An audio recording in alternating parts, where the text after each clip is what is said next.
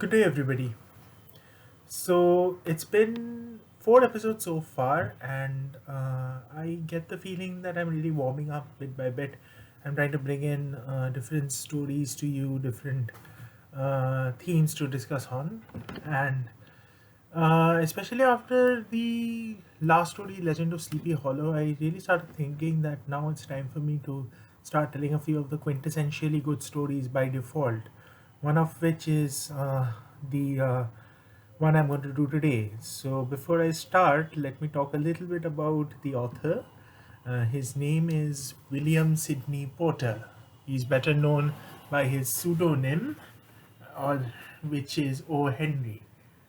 That's right, I've got an O. Henry for you today, and it's called The Pendulum.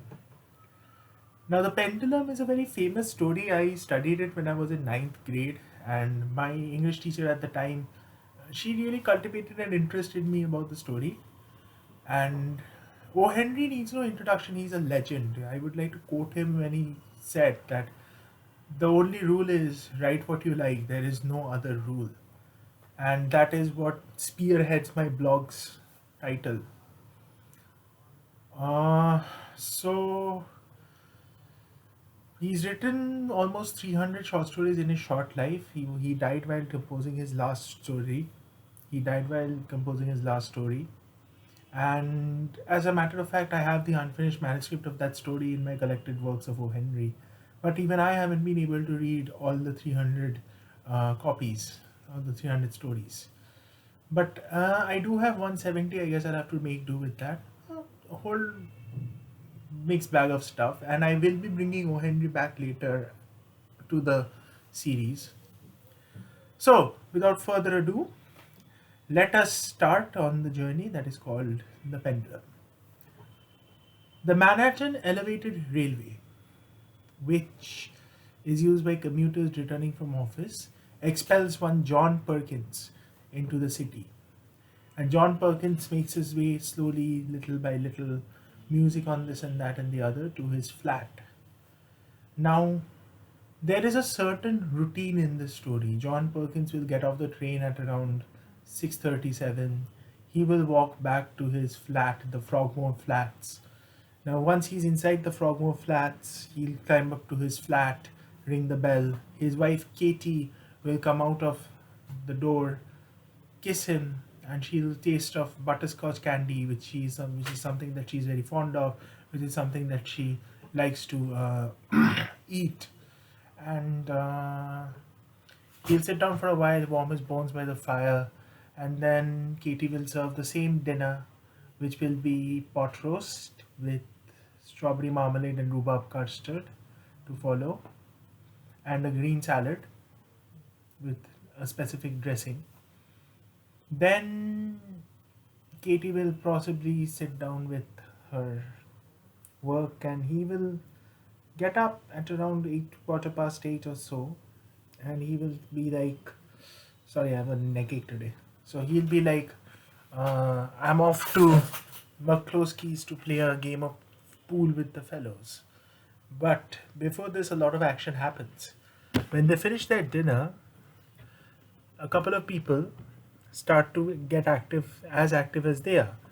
One of them is the uh, person from across the hall who will give in to the influence of delirium tremens or drunkenness, and he will start to talk about Beethoven's symphonies and somebody chasing him with a $500 a show contract in vaudeville. Similarly, someone else will light a cigarette, take out his flute, and start to play it. Someone else will, in the flat directly above, he will start to do his exercise regimen, which means that plaster will fall from the ceiling. For which reason, the sofa must be covered with newspaper to catch the plaster. Now, once all of this is said and done, John Perkins at around a quarter to 8 will get up, put his hat and coat on, and Katie will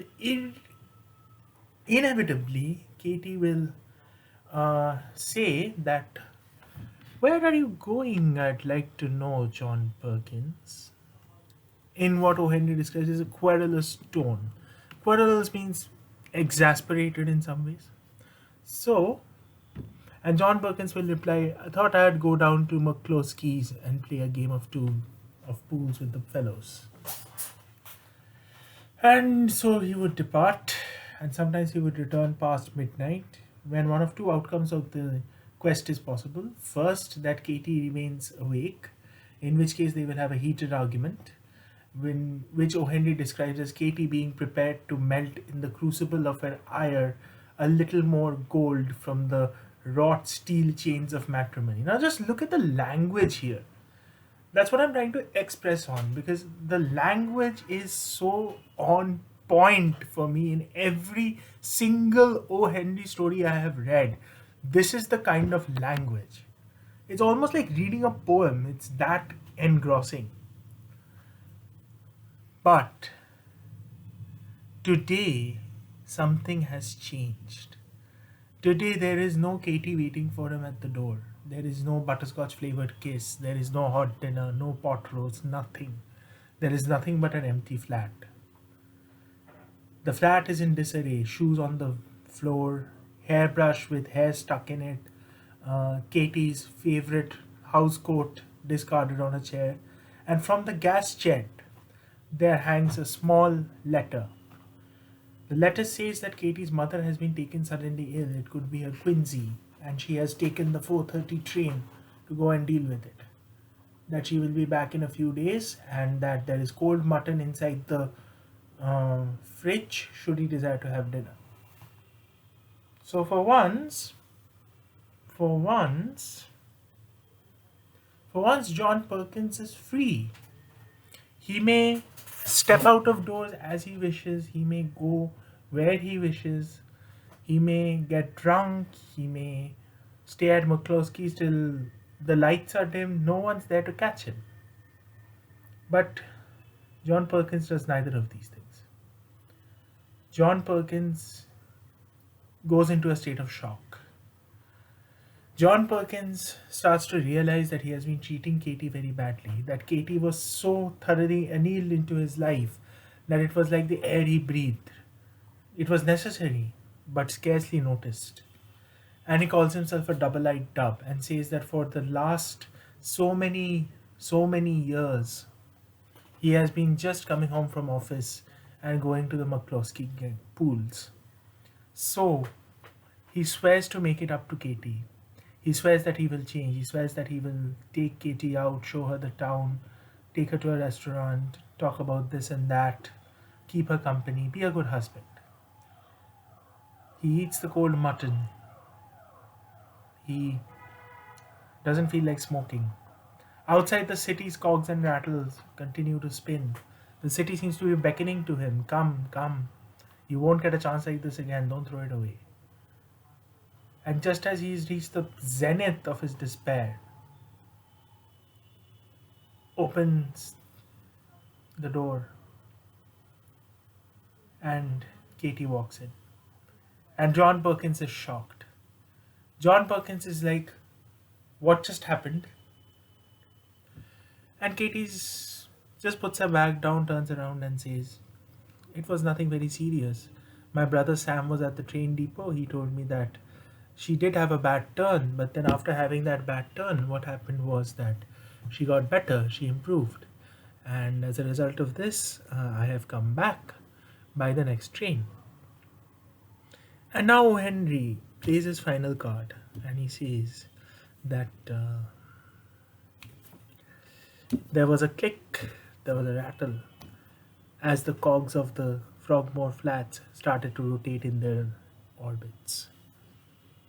It was 8:15. John Perkins got up, put on his hat and coat, and Katie said in a querulous tone, where are you going, John Perkins? I'd like to know. And John Perkins replied, thought I'd drop off to McCloskey's and play a game of two of pool with the fellows. And therein lies the story, The Pendulum, by O. Henry. I hope you enjoyed it. It was fun telling it.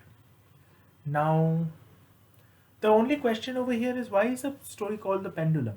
Now, why don't you have a crack at answering that question in the comments below. I remember that in my English exam it was a 5 mark question, so I'm dying to take revenge on my English teacher right now by putting that question to you people.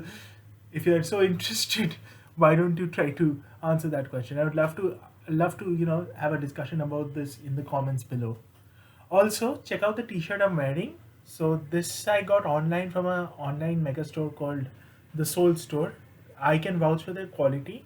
These t-shirts are worth something around about 549 to 599 rupees each. This one says Imagine and has the Lenin's glasses on it. So I have an entire collection of these Soul Store t-shirts in my closet.